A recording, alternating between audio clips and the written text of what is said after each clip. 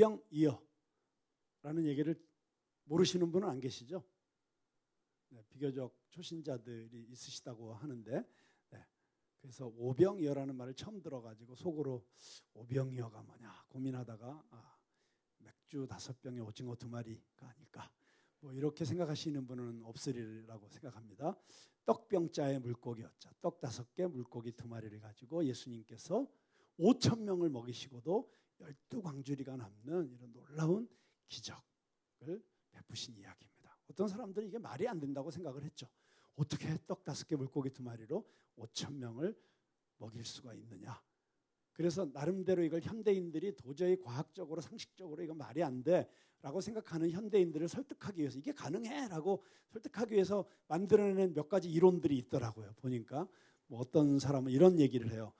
그날 사람들이 받아먹은 떡과 물고기는 오늘날 현대교회에서 성찬식을 할 때 떡을 받는 것처럼. 여러분 성찬식 참여해 보셨어요? 그때 떡 어떻게 주죠? 이렇게 막 듬뿍듬뿍 떼어주나요? 아니죠. 아주 치사하게 조금씩 주잖아요. 납작하게 눌러가지고 그것처럼 그날 사람들이 떡 한 조각 받아 먹었다는 거예요. 그러니까 뭐 물고기는 뭐 비늘 한 조각 뭐 이렇게 받아 먹었겠죠. 그런데 그날 사람들이 다 예수님의 말씀, 예수님의 그 기적, 예수님의 사랑 여기에 너무 은혜를 받고 감동해서 다 배가 부르게 느꼈다는 거예요.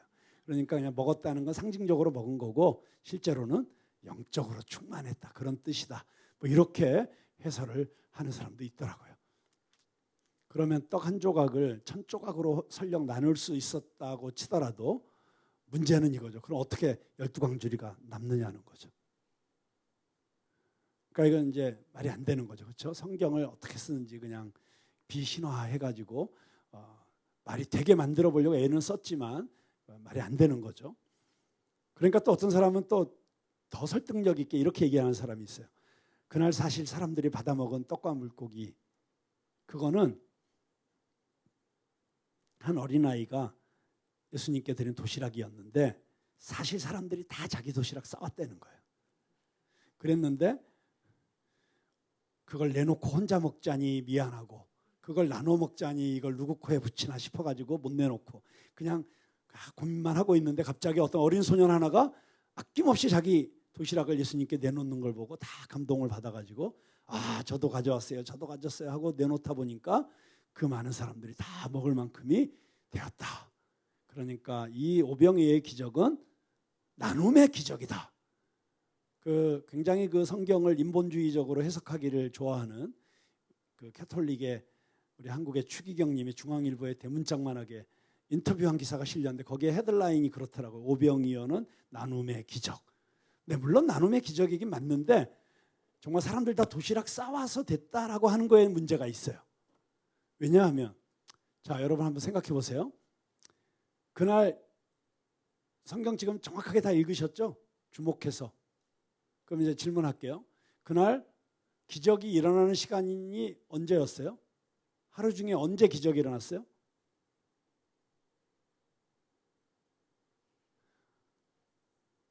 그 아까 성경 본문 읽을 때 대충 건성건성 읽었다는 티가 나네요. 지금 막 들여다보고 있으니까. 네? 이게 언제 일어난 기적이에요? 네, 저녁이 되매 그랬어요. 자, 하루 종일 이들이 예수님과 함께 있었어요. 자, 여러분 혹시 학창 시절에 도시락 싸갖고 다니던 시절 학교 다니신 분 계신가요?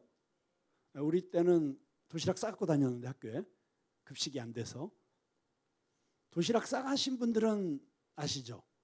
되게 도시락이 언제 없어지죠? 네, 아침. 점심시간까지 가지도 않죠. 2교시, 3교시 쉬는 시간에 다 없어지죠. 근데 이날 사람들이 설령 도시락을 싸왔어도 이미 점심때 다 먹었죠. 그리고 만약에 그들이 안 먹고 다 도시락들 갖고 있었으면 왜 제자들이 와갖고 예수님한테 예수님 이 사람들이 먹을 게 하나도 없습니다. 어디 가서 먹을 것을 사다가 보내서 자기들이 알아서 사 먹게 하겠습니다. 뭐 이런 얘기를 걱정할 필요가 없잖아요. 그러니까 상당히 그럴듯하긴 한데 사실 이것도 맞는 얘기는 아니다. 그러면 도대체 어떻게 떡 5개 물고기 2마리를 가지고 5,000명이나 먹고 12광질이나 남게 되었을까? 저도 이렇게 처음 봄날 식구들 앞에 설교를 하려니까 상당히 긴장되고 떨리는 마음이 있는데 안 떠는 척하지만 어떤 젊은 목사님이 목사 안수를 받고 목사가 된 다음에 어떤 교회 담임 목사님으로 부임을 한 거예요. 그래가지고 첫 설교를 하셨는데 얼마나 긴장을 하셨겠어요. 그래서 첫 설교를 하시면서 그만 큰 실수를 하셨어요. 이 오병이어의 기적 이야기로 설교를 하셨는데 설교하시면서 여러분 우리 주님께서 떡 5,000개와 물고기 2,000마리로 5명을 먹이셨습니다. 그런 거예요. 그러니까 교인들이 막 웃었어요. 그런데 앞에 앉으신 노 장로님 한 분이 고개를 끄덕끄덕 하시면서 너무 진지하게 웃지도 않으시고 아니 그걸 누가 못하냐 나도 하겠네 그러셨대요. 자기가 너무 큰 실수를 하신 걸 깨달으신 이 목사님께서 그 다음 주에 같은 본문으로 다시 설교를 하시면서 이번엔 제대로 하셨어요. 여러분 우리 주님께서 떡 5개와 물고기 2마리로 5,000명을 먹이셨습니다. 그러니까 이번에는 성도들이 다 아멘하고 은혜를 받는데 이 앞에 앉으신 장로님 또 아멘을 안 하시고 고개를 끄덕끄덕 하시면서 그러시더래요. 아니 그걸 누가 못하냐 나도 하겠네. 지난주에 많이 남겼잖아 그러시더래요. 자, 우리 예수님께서 지난주에 뭐 남긴 게 있으신 것도 아니고 지금처럼 어디 대형마트에 가서 한꺼번에 사올 수 있는 시대도 아니고 어떻게 이 엄청난 5,000명이 넘는 사람들을 그렇게 떡 5개 물고기 2마리로 배부르게 먹게 하실 수 있었을까? 사실 제가 그거 가지고 오랫동안 고민 많이 했었어요. 그런데 결론적으로 말씀드리면 그러니까 기적이죠. 인간이 인간의 방법으로 할 수 있는 일을 했으면 그건 기적이 아니잖아요. 근데 성경은 사실은 그런 기적 이야기로 가득 차 있는 책이죠. 성경에서 기적을 빼면 성경의 앞표지와 뒷표지만 남는다. 뭐 이런 얘기가 있을 정도로 창세기부터 시작해서 예수님 다시 오시는 재림까지 다 기적이잖아요. 근데 그 기적이 없으면 기독교가 아니죠. 근데 그 기적을 이렇게 과학적으로, 화학적으로, 물리적으로 어떻게 이게 풀어나가고 이거를 증명하려고 하는 시도 자체가 사실은 맞는 게 아니죠. 다른 전쟁을, 다른 싸움을 하고 있는 거죠. 오히려 마태, 마가, 누가, 요한 네 복음서에 다 기록되어 있는 성경의 예수님의 기적 이야기는 이 오병이어의 기적밖에 없어요. 이 기적이 왜 이 성경에 기록되어 있는가? 사실은 그 성경의 이 이야기를 기록해 하신 성령님의 그 뜻을 우리가 발견하는 게 훨씬 더 중요하다고 생각합니다. 그러면 성령님은 이 이야기를 통해서 우리에게 무슨 메시지를 주고 싶으셨을까? 사실 그걸 고민해야죠. 쓸데없이 이게 어떻게 불어났지? 이게 집채만해져가지고 다 달라붙어서 뜯어먹었나? 아니면 떼어주니까 쪼르륵 계속 자라났나? 뭐 이런 고민은 안 하셔도 되고 오히려 이 말씀이 우리에게 주고자 하는 메시지는 우리가 사실 지금 다 광야 같은 세상에 살고 있잖아요. 여러분이 지금 앉아 계신 곳도 광야예요. 아시죠? 광야 아트센터. 그리고 우리의 인생의 자리도 사실은 광야라고 할 수 있죠. 그런데 그 광야에서 어떻게 이렇게 놀라운 하나님의 기적, 하나님의 역사를 경험하며 살 수 있을까? 그거를 우리에게 보여주는 말씀이에요. 자, 이런 놀라운 기적이 가능할 수 있었던 이유 몇 가지가 이 말씀 속에서 우리가 발견할 수 있어요. 첫째는 무엇이냐면 이 무리는 어떤 무리예요? 정말 불쌍한 무리들, 나라를 잃은 백성들, 가난한 사람들, 병든 사람들, 귀신 들린 사람들, 무엇인가에 쫓기고 있던 사람들, 이런 사람들을 바라보시는 예수님의 마음, 그 마음이 어떤 마음인가? 여기 보니까 불쌍히 여기사, 예수님께서 불쌍히 여기셨다는 거예요. 14절에 보니까 예수님이 우리를 바라보시는 기본적인 시각은 불쌍히 여기시는 거예요. 만약에 예수님이 재판장의 눈으로, 불꽃 같은 눈으로 우리를 바라보시고 판단하셨으면 우리 여기 와서 앉아 있을 수 있는 사람 아무도 없어요. 예수님은 묻지도 따지지도 않으시고 내게 오라고 초대하십니다. 수고하고 무거운 짐진 자들아 다 내게로 오라. 그 짐이라고 하는 건 죄의 짐이죠. 그리고 죄 때문에 우리에게 부과된 율법의 짐이죠. 종교의 짐이죠. 사회 관습의 짐이죠. 전통의 짐이죠. 여러 가지 짐들을 지고 살아가잖아요. 거기에 시달려서 신음하고. 그런데 내게 오라고. 그냥 오기만 하라고. 네. 지금 이 시대는 코로나 이후, 코로나는 저는 하나님께서 전 인류를 동시에 광야로 내모신 사건이라고 저는 생각하고 있어요. 그래서 그 광야에서 하나님을 만나는 게 숙제예요. 코로나 시대에 우리가 어떻게 하나님을 만날 것이냐. 내가 하나님은 우리를 내게 오라고 초대하시는 하나님이세요. 그렇게 우리가 하나님 앞에 올 때 예수님은 불쌍히 여기셨다. 저는 이 성경을 읽다가 예수님이 불쌍히 여기셨다 이렇게 표현된 성경이 나오면 얼마나 마음이 따뜻해지는지 모르겠어요. 왜냐하면 그 예수님이 나도 불쌍히 여겨주셨기 때문에. 자, 그런데 놀라운 사실은 예수님이 불쌍히 여기시면 반드시 따라 나오는 사건이 있어요. 그게 뭐냐면 기적이에요.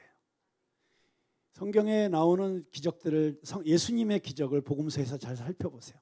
예수님은 한 번도 내가 하나님의 아들이다, 내가 이런 위대한 존재다라는 걸 입증하기 위해서 기적을 베푸신 적이 한 번도 없으세요. 언제나 예수님의 기적은 그분의 긍휼히 여기시는 마음, 불쌍히 여기시는 마음으로부터 출발하는 거예요.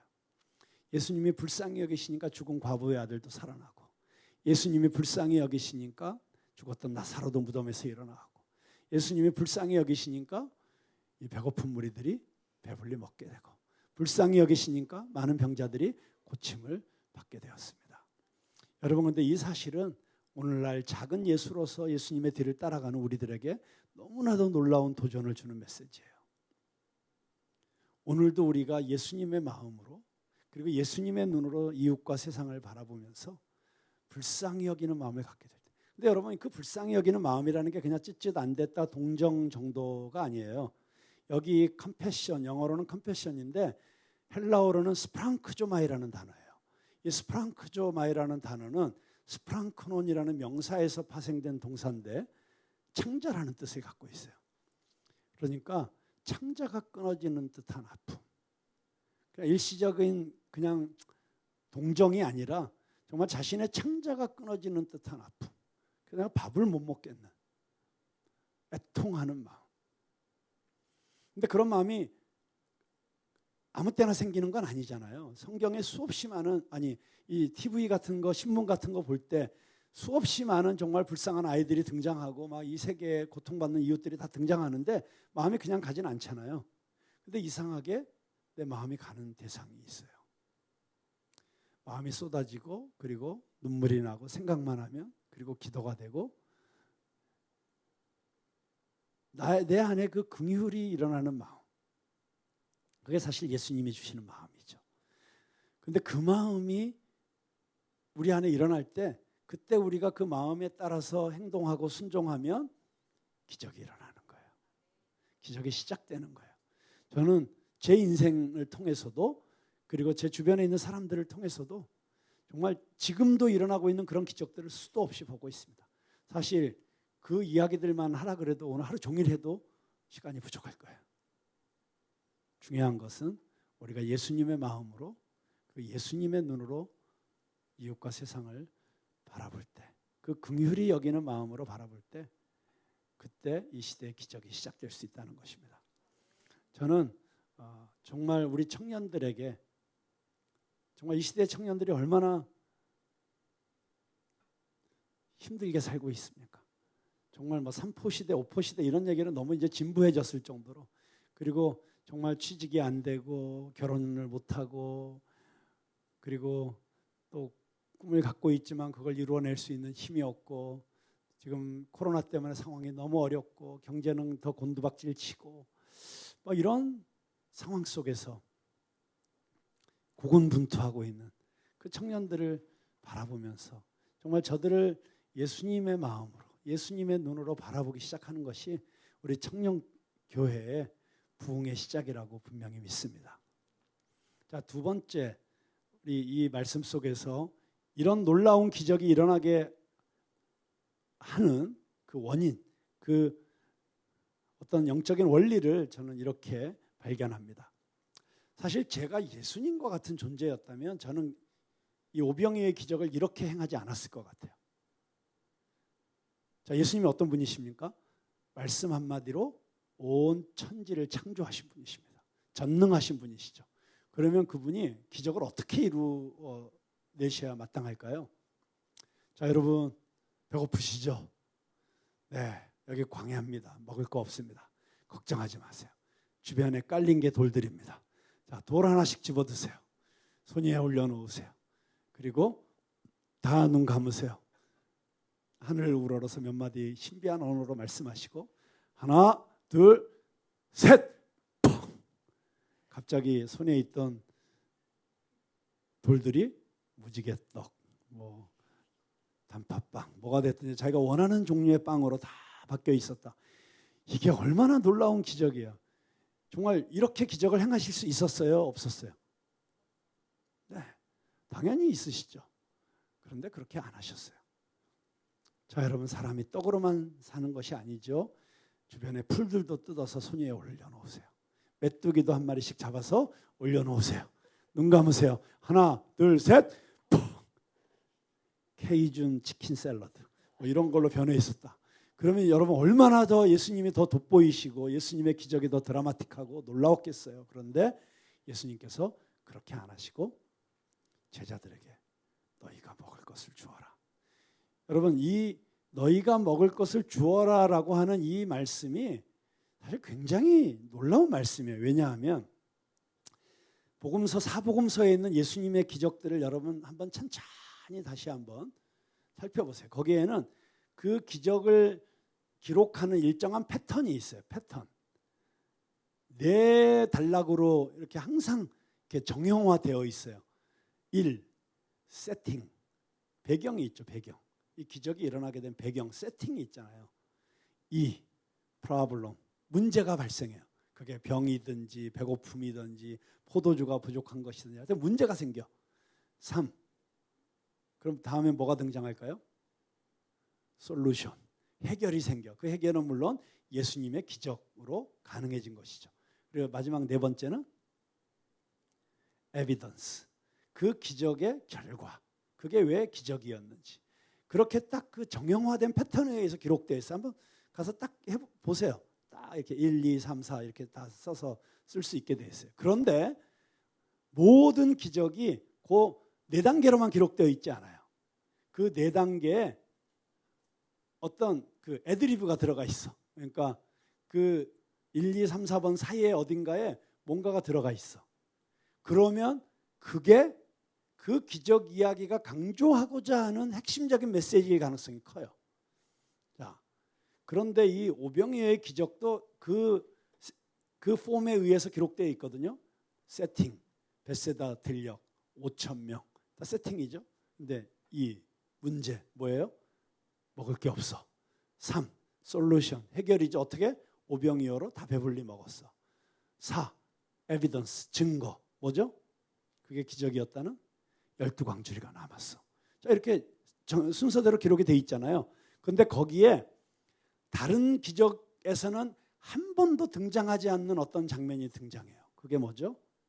바로 그 기적을 행하시기 전에 예수님이 제자들에게 너희가 이 문제를 해결하라고 요청하시는 거예요. 유일한 곳이에요. 다른 데서는 예수님이 직접 다 하셨지, 야 네가 고쳐 이런 적 한 번도 없어요. 네가 귀신 쫓아내 이런 적 없어요. 그냥 예수님이 해주셨지. 그런데 여기서 유일하게 너희들이 먹을 것을 주어라.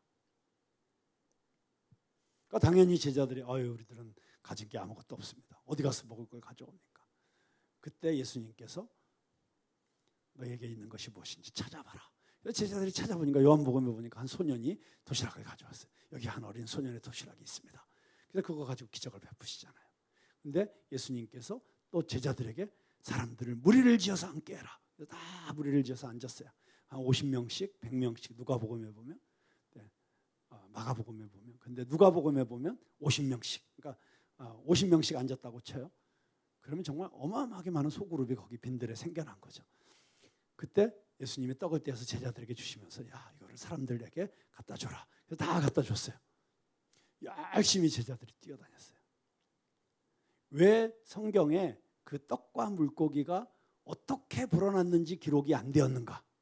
그걸 기록을 했어야 되는데 막 또 이걸 안타까워하시는 분들이 있어요. 근데 제자들이 기록을 안 한 게 아니에요. 제자들은 떡과 물고기를 열심히 뛰어다니면서 나누다가 그 떡과 물고기가 어떻게 불어나는지를 못 본 거예요. 그게 더 설득력이 있는 거죠. 그래가지고 제자들이 다 뛰어다닌 다음에 예수님 다 나눠줬습니다. 보니까 그 많은 사람들이 배부르게 먹고 12광주리가 남는 기적이 일어나고 있었다. 자, 여기서 우리는 무엇을 알 수 있는가? 예수님은 혼자 하실 수 있었지만 제자들과 일부러 함께 하셨어요. 이건 예수님이 제자들에게 어떤 교훈을 주시기 위해서 그런 거예요. 그 교훈이 뭘까요? 앞으로도 너희들이 수없이 많은 문제들에 부딪히게 될 거다. 너희들이 이 복음을 땅끝까지 전하는 이 사명을 감당하려면, 그리고 이 교회를 통해서 이 전 세계를 하나님의 나라로 바꾸어 가려면 어마어마하게 많은 문제들을 부닥치게 될 거다. 그런데 그럴 때마다 기억해라. 너희가 함께 너희들이 가진 것을 내어놓고 함께 하면 그 모든 문제들이 다 기적처럼 해결되는 것을 보게 될 것이다. 여러분, 이것은 함께하는 기적이에요. 그래서 성도들이 연합할 때 엄청난 역사가 일어나요. 저는 우리 봄날과 우리 푸른나무 청년교회가 연합하는 걸 통해서 새로운 역사가 일어날 거라고 저는 분명히 믿습니다. 엄청난 일이 일어난 거예요. 교회들이 다 갈라지잖아요. 깨지고. 그런데 연합했어요. 하나가 됐어요. 그리고 한 가족이 되기로 결정했어요. 이렇게 연합하는 것만으로 하나님이 주시는 어마어마한 축복이 있을 거라고 저는 믿습니다. 제가 분명히 예언할 수 있어요. 우리 이곳에서 하나님의 나라, 하나님의 잔치가 풍성하게 일어날 것이고 우리들은 기적을 목도하는 주인공들이 될 것입니다. 믿으십니까? 네. 자, 세 번째, 이 오병이어의 기적 이야기 가운데 정말 오늘날에도 이런 광야의 잔치를 경험하게 하는 놀라운 영적인 원리가 하나 있어요. 그래서 무엇이냐면, 자, 예수님께서 떡과 물고기를 받으신 다음에 떡을 가지사 하늘을 우러러 축사하시고 떼어서 제자들에게 주셨다. 여기서 동사만 딱 떼어놓고 보면 가지사, 축사하시고 떼어서 주셨다. 네 단어죠. 영어로는 to take, to bless, to break, to give. 근데 이 네 단어가 정확하게 똑같이 쓰인 성경 속에 또 다른 역사적 사건이 있어요. 어떤 사건이었죠? 네? 네, 맞습니다. 성찬식. 예수님께서 잡히시기 전날 밤에 제자들과 함께 마지막 유월절 만찬을 하실 때 떡을 가지사 축사하시고 떼어서 주셨다. 여러분, 그래서 이 오병이어의 기적 이야기는 그냥 와, 예수님이 엄청난 능력을 가지시고 5천 명을 배부르게 먹이시고, 그래서 우리도 예수님이 함께 하시면 우리 5천 명 먹일 수 있어. 청량리의 노숙자들 몇천 명 먹일 수 있어. 뭐 이런 이야기는 결과적인 것이고, 사실 이 이야기의 가장 중요한 핵심은 사실 여기에 있어요. 이 오병이어의 기적은 예수님의 성만찬을 예표하는 사건이에요. 지금 이 빈들에서 배고픈 무리들을 먹이시는 예수님께서 요한복음에 보면 이 기적을 일으키신 다음에 바로 그냥 직접 해설해 주세요. 너희 조상들은 하늘에서 내려오는 떡 만나를 먹고도 죽었거니와. 자, 지금 먹는 이 떡은 일시적인 거예요. 일시적인 배고픔을 해결해 주는 거예요. 근데 이걸 해결해 주시면서 예수님은 지금 무슨 얘기를 하고 싶으시냐면, 이 떡을 먹으면 배고프지 않고 죽지 않는 생명의 떡이 있는데 내가 바로 그 생명의 떡이다. 그 얘기를 하시고 싶으신 거예요. 여러분, 모든 기적은 그 기적을 통해서 예수님을 발견하고 예수님을 만나지 않으면 의미가 없어요. 그 기적 때문에 예수님을 믿게 되는 게 아니에요. 그건 하나의 사인인 거예요. 표적이죠. 가르치는 거예요. 예수님을 보도록 우리에게 사인판으로 주어지는 거예요. 근데 그 사인판에 집착하고 있으면 안 되잖아요. 예수님을 만나야죠. 근데 그 예수님이 누구시냐면 생명의 떡이라는 거예요. 우리를 위해서 자신의 몸을 내어주신, 자신의 피를 다 흘려주신 그분이 바로 예수님이라는 거예요. 자, 이 성만찬의 시각으로 이 오병이어의 기적을 바라보면 이 생명의 떡이신 예수님을 만나게 됩니다. 그런데 반대로 이 오병이어의 기적 이야기를 가지고 그 렌즈를 통해서 성만찬을 바라보면 우리는 또 다른 놀라운 메시지를 발견하게 돼요. 성만찬은 예수님을 구주로 영접한 사람들에게 죄사함과 영원한 생명을, 그리고 그것을 위해서 예수님께서 십자가에 달려 죽으신 것을 기념하는 상징으로서 주어지는 거예요. 그런데 그 성만찬은 그 교회 안에 있는 사람들, 그 성만찬에 참여하는 제자들만을 위한 것이 아니었어요. 사실은 저 벳세다 들녘에서 배고픈 무리들이 다 배불리 먹기 전까지는 이 성만찬은 완성된 것이 아니라는 것을 보여주는 거예요. 때로는 우리가 신앙생활하면서 너무 이 안에서 누리는 은혜가 좋고 우리 성도들 간의 교제가 너무 행복하고 그래서 우리끼리 이대로 영원히 이러고 싶지만 여러분, 우리끼리 이대로 영원히 잘 먹고 잘 살기 위한 기독교는 없어요. 우리가 이곳에 모이는 이유는 세상으로 흩어지기 위함이에요. 세상 속에서 아직도 배고픈 사람들, 예수님을 알지 못해서 굶주리고 있는 영혼들, 목마른 영혼들에게 가서 먹을 것과 마실 것을 주기 위해서 우리는 이곳에 모이는 것인 줄로 믿으시기 바랍니다. 그래서 왜 여러분 성만찬에 참여하신 분들은 이렇게 작은 공동체에서는 그런 일이 안 일어나는데 좀 큰 교회 같으면 꼭 성찬식을 하다가 집례하시는 목사님이 이런 멘트를 하세요. 아직 떡을 받지 못하신 분들은 손 들어주세요. 들어보셨어요? 네, 그러면 손 들면 갖다 주잖아요. 아직 받지 못하신 분은 손 들어주세요. 근데 미국에서 어떤 교회에서 이런 일이 있었다고요. 성찬식 분병이 다 끝났는데 목사님이 물어보시는 거예요. 아직 떡을 받지 못하신 분이 있으면 손 들어주세요. 아무도 손 들지 않았어요. 왜냐하면 다 받았기 때문에. 근데 이상하게도 목사님이 계속 외치는 거예요. 아직 떡을 받지 못하신 분이 있으면 손 들어주세요. 아직 떡을 받지 못하신 분이 있으면 손 들어주세요. 계속 외치고 있었어요. 사람들이 이상하게 생각했죠. 나중에 그 뜻을 알게 되었어요. 목사님은 교회 안이 아니라 교회 바깥에 있는 사람들을 향해서 외치고 있었던 거예요. 아직 떡을 받지 못한 사람들.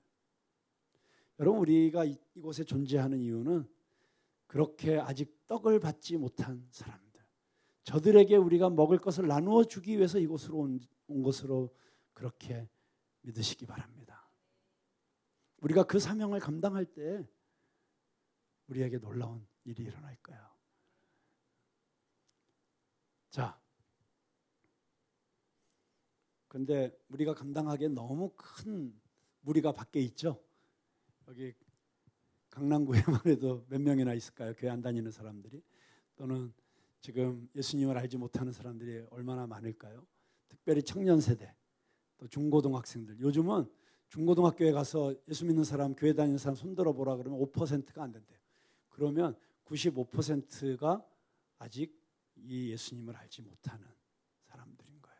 주일학교로 내려가면 그 비율이 더 작아지죠. 최소한 수십만 명에서 수백만 명. 우리가 20대라고 한정하면, 근데 20대, 30대, 40대, 10대 정말 이 떡을 받지 못한 사람들을 생각하면 우리가 가서 먹여줘야 될, 우리가 이 복음을 전해줘야 될, 예수님을 소개해야 될 사람들이 너무 많죠. 근데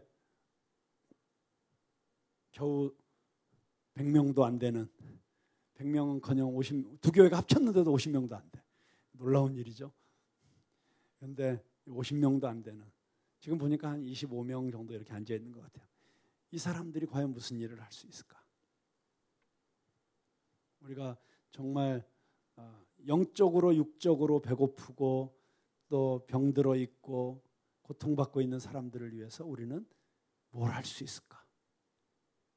우리가 그만한 힘이 있을까? 우리에게 그런 능력이 있을까? 우리에게 그런 재정이 있을까? 지금 나 혼자 직장 다니고 먹고 살기도 힘든데 겨우 이 시간에 여기 와서 예배드리는 이것만으로도 지금 정말 엄청난 대가를 지불하면서 와 있는데 우리 살기도 너무 힘든데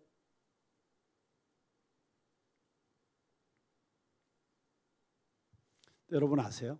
혹시 그날 요한복음의 그 어린 소년이 예수님께 드린 그 도시락 속에 들어있던 물고기의 이름이 뭔지 아세요? 그 물고기가 뭐였을까요? 무슨 이름이 뭐였을까요? 마태, 마가, 누가복음에 보면 이 기적 이야기를 하면서 그 물고기를 그냥 익두스라고 썼어요. 헬라어로 익두스. 그건 그냥 생선이라는 통칭이에요. 그런데 요한복음에만 그 물고기의 이름이 다르게 써 있어요. 옵사리온. 옵사리온이라는 물고기는 어떤 물고기냐면 어부들이 고기를 잡다가 크고 잘생긴 물고기는 갖다가 먹던지 내다 팔았어요. 너무 작은 물고기들은 더 자라라고 물에다 넣었어요. 다시. 근데 넣어주기엔 좀 크고 갖다 팔기엔 좀 작은 애매하고 어정쩡한 사이즈의 물고기들이 있었어요. 그런 물고기들은 해변에다가 버렸어요. 왜 그랬을까요? 돈을 주고 물고기를 사 먹을 수 없는 가난한 사람들이 주워 먹도록. 그게 이스라엘 사회 전반에 나타나는 하나님의 자비의 법이었어요.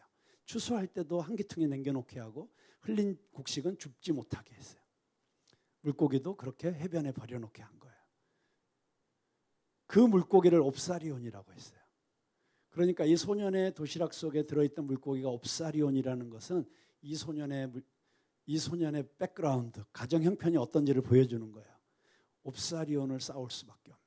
그러니까 그 도시락 속에 들어있던 보리떡도 다이어트 건강식이라서 쌓은 게 아니에요. 가장 가난한 사람들이 먹던 가장 평범한 음식. 먹을 것이 없을 때 마지막으로 먹을 수 있었던 음식이 보리떡이었어요.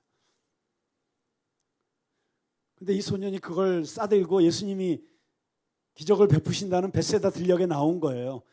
그런데 어리버리 하다가 혼자서 먹을 시간을 놓쳐갖고 그냥 들고 있었어. 그런데 제자들이 다니면서 여기 좀 누가 먹을 거 있는 사람 없어요? 누가 먹을 거 있는 사람 없어요? 하고 막 찾으러 다니니까 이 아이가 도시락 가져왔는데 하고 그걸 내놓으려다가 갑자기 이건 옵사리온이잖아. 이건 보리떡이잖아. 이걸 창피해서 어떻게 예수님한테 드려. 내가 이거 드리면 예수님이 나 가난한 집의 아이인 거 알 텐데. 그러면서 만약에 돌아서서 혼자 주저앉아 있었으면 그날 그 기적은 일어나지 않았어요. 근데 이 아이가 옵사리온이라도 주님께서 쓰시겠다면 주님 필요하시면 드릴게요. 저 주님께 드리고 싶어요. 라고 드렸기 때문에 그날 그 엄청난 잔치가 일어났어요. 물론 이 아이가 갈비찜을 싸왔으면 대박이었겠죠. 그날 완전히 빈들의 갈비잔치 베풀었겠죠. 그런데 옵사리온으로도 보리떡으로도 정말 풍성한 천국의 잔치가 그날 벌어졌어요. 저는